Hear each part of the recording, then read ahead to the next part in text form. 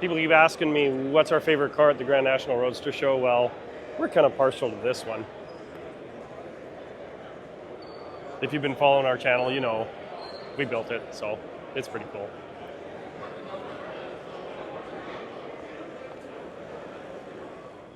Teresa was going to do the intro to this, but she's lost her voice. I guess the Barrett-Jackson trip was really hard on both of us. We're going to take you into Hall 6, where the Al Slonaker Memorial Award cars are. Now, we've competed in that twice officially, and when I was here with the Kaiser, it was a runner-up in that deal too.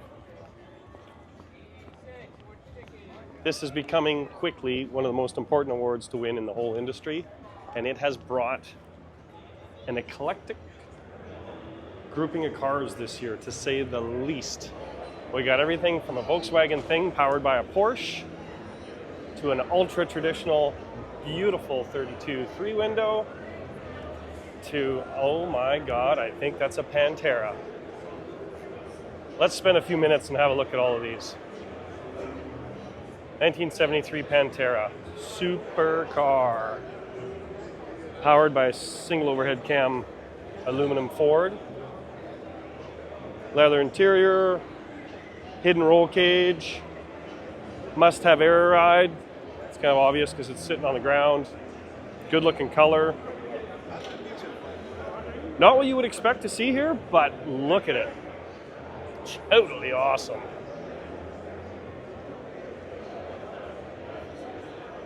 It's got a real sock motor in it too, which is like, woo, woo.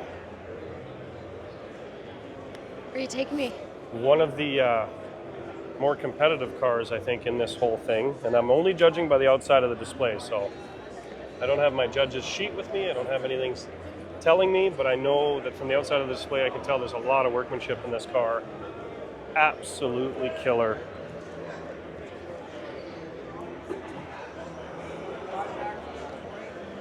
Bad to the bone. They're calling it a 35 Ford Coupe.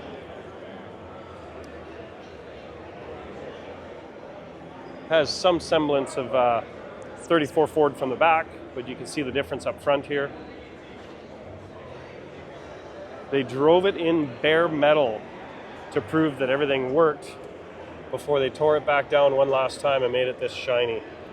It's beautiful underneath. The engineering is crazy on this car. They got an interesting display. I'm going to give us a little bit of credit because we were some of the first to ever put our build pictures around the display. So maybe that's something we brought to the industry. I'm not seeing a lot of half wheels though. Got to work our way through the crowd here. This little 32 three-window is really good looking. Ultra nostalgic. Even the choice of the motor was really, really cool.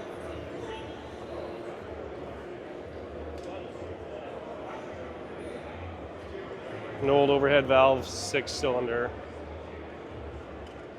So something about this, the kid wanted it to look like a 60s show car, and I'm understanding that it's basically a garage-built car. If Teresa can just zoom in on the carpet, the doors. Bottom door and the carpet inside the car. You see all those little sparkles? Well, it turns out he couldn't find 60s carpet. Is this you? Is it true that you actually hand sewed all the carpet into place? So tell us that for a minute. I got the mic on right here. Tell us what you did there. Well, I searched 6 years for Trinidad carpet. It was, you know the story about Trinidad carpet? I don't actually, okay. So if you tell me, that'd be super cool. So it came in like 58, 59 Pontiac Bonnevilles and DeSotos. Right. And it came in a wide array of colors, and it had this tinsel in it from factory. Right. I couldn't find it, so I had to make it. So I just spent 3 months in the evening while I was watching TV, just hand sewing every one of those Pieces of tinsel. Yeah. And in a random pattern, obviously. As long as you're good. Just a random pattern. Yes, just random. And kind of spaced out where you thought Yes. it would look proper. Super cool story. Thank you. Yeah. The rumblings that you hear when you're not actually at the show and you got to come back and check out the car again. Yeah. Because it's done so well. We know he's a pro show car guy. because the lettering on the tires is in the right spot. It matches where the upper lug nut is, and the wheels are all clocked. So we're not fooling around over here. Well done. Really Thank you. fantastic, really fantastic. Thank you. Thanks for sharing that with us. Yeah.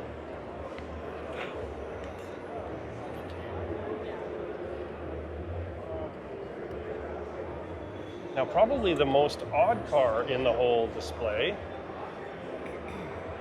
but my understanding from the judges is that it's so well detailed, they're having a hard time finding flaws in it, is this Volkswagen thing. I don't even think there's a lot left of the actual original Volkswagen thing. It looks like coilover suspension, Apparently Porsche motor. Mike Curtis did these wheels. Our buddy Mike Curtis did the wheels. How cool is that? It's actually really cool. You may not like it. Give us a thumbs down if you don't like it, or a comment, but I'm telling you, it is really, really, really wicked when you actually look at the workmanship and the detail. I don't know much about it other than that because it's not an old car. Well, it's not our kind of old car yet. We're learning. You got to keep up. Learn about new things.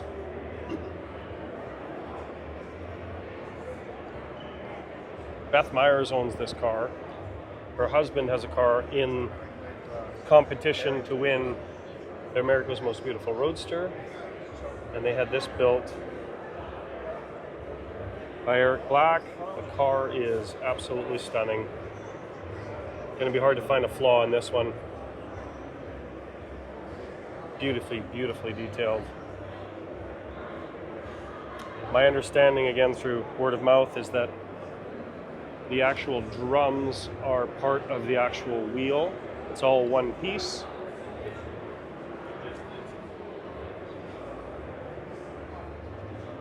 And that, ladies and gentlemen, is a show car.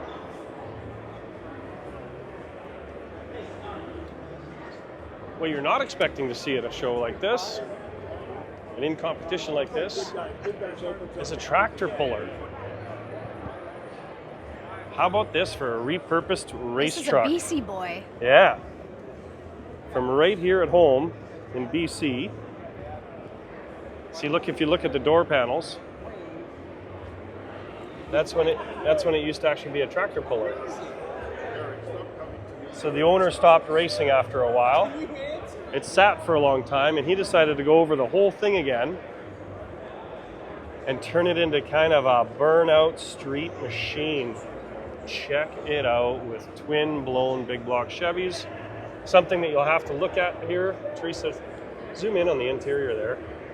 There is no actual brake pedal. It just still has the two left and right steering brakes from the original race design. Because in a tractor puller, you need to straighten it out, and the only way to straighten it out is by sort of pulling on one or the other brake. That's got to keep a guy busy while driving this thing.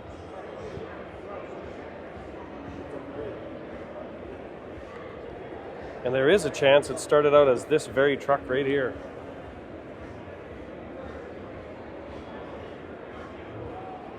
Again, I think this year, there is something for everybody. So whatever your taste is, there's some cool cars here. How about a 63 Ford Fairlane? Very well executed. We're going to call this actually the only street machine in the group. So if you're a street machine fan, this is what you're after. 417 cubic inches, LS-based motor and a Ford. Holy, that ought to get the comments going. I might even repeat that. LS-based motor and a Ford. Let's get some of you guys all wound up about that. No, it's not. It said LS-based. Oh, yes, it is. Those sneaky buggers. That's funny. Well done. I think they put some FE valve covers on there to sneak it around. Lovely sneaky boots. 3 more to go. They just get crazier. How about this? For an exact copy of our display, which is rad. That's a compliment. Sorry. Hey, wait, and then what's with the 11-month bill? Is that I'm going to say we're way more on a lowrider theme, and lowriders I do believe belong in this competition. So how about that? Hydraulics, wire wheels. Absolutely What beautiful. is this? Beautiful, beautiful workmanship on the doors. I'm thinking this would have been more of like a sales truck. It looks like a We're- hearse. No, it's more of a sales truck, I think. With Maybe the I'm wrong. roses around the thing, it Yeah. looks like a hearse. Maybe it is a hearse. Oh, and look at the cool flag they have above it. Nice display touch. That is super, super, super cool. We're actually really digging this one. Lay's running board. When the juice is out of the hydraulics.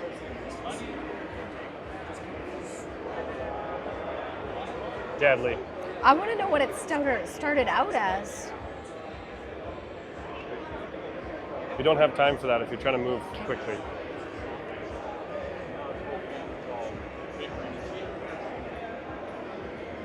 Something that starts to make a little more sense to me is this beautiful pickup. Mid-50s Ford pickup. Oh, flush fit rear glass. They got rid of the seam in the cab. Interesting that they didn't shave the drip rails though. Clearly a completely custom box. Really interesting set of beautiful wheels. Looks slick, slick, slick. Well finished, well done. Absolutely gorgeous. Let's go look at the sheet on it.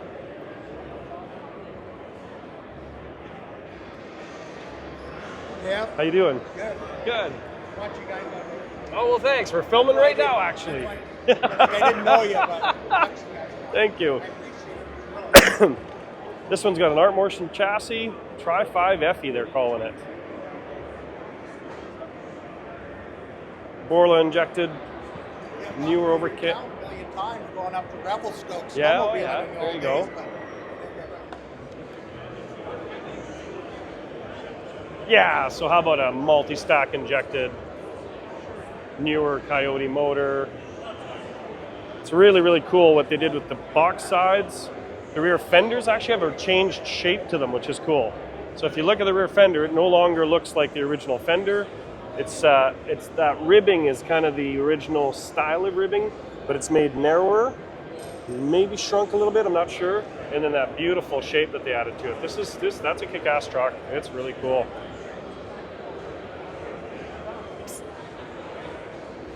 Is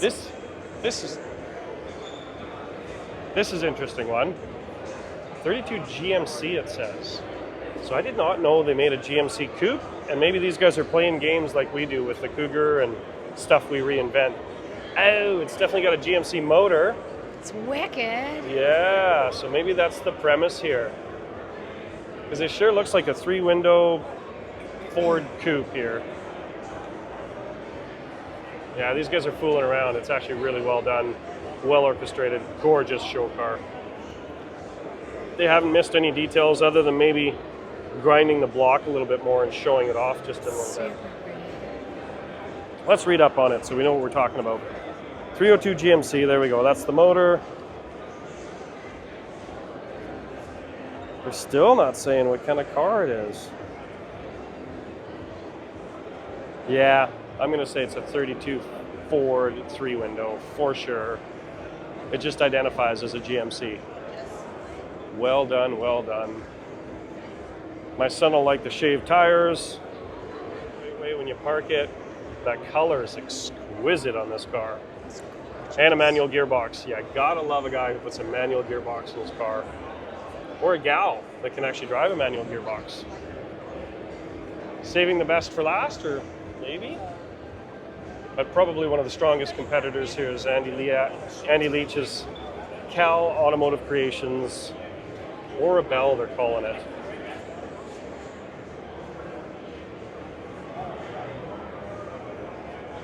So we're talking some sort of 30s Pontiac. Oh yeah, there you go, 33 Pontiac sedan. They did so much work to this car that they physically brought a stock one so that people could compare what the stock car looked like to what this creation is. Look at that chassis. I'm talking, there's probably only 5 or 6 builders on the planet that can do a chassis that good. It's beautiful. Hard to put a price on what it would cost. I'm looking at A-arms there that probably cost $20,000 for the pair. Big bejesus. That looks like a 871 almost. Probably still a 671, but it's huge in there. Gorgeous, absolutely gorgeous. Pontiac motor in a Pontiac. And you know, if it came out of Andy's shop, it's some of the best in the whole world. These guys, they don't fool around. They do stuff like at another level. So I know I don't have a voice, but I have a couple of questions. Okay. So, is Andy the same guy that did Invicta? Yes. Okay, because it's very reminiscent of how Cal the Automotive styling. Creations, yes. Okay. And then the other It's the question. same booth, same backdrop. Yes. Okay. And the other question I have is, this is the Al Slonaker, but there's so many of the 30s cars that are coming back, and it seems to me like they've all of a sudden became more trendy again, where muscle cars were the industry before, and now there's a lot more of these cars that are coming forward. What makes this not part of the America's Most Beautiful Roadster It's versus not the a roadster, it has a roof. Okay, that's what I needed to know. That didn't make you sound super clever on this, but I don't know. there's the difference. Maybe it's the Why is it cough not a medicine. roadster? Because it has a roof. Okay. So if you're wondering the same question, yes, that answers that. It's not because it's an early car versus a late car. Okay. No.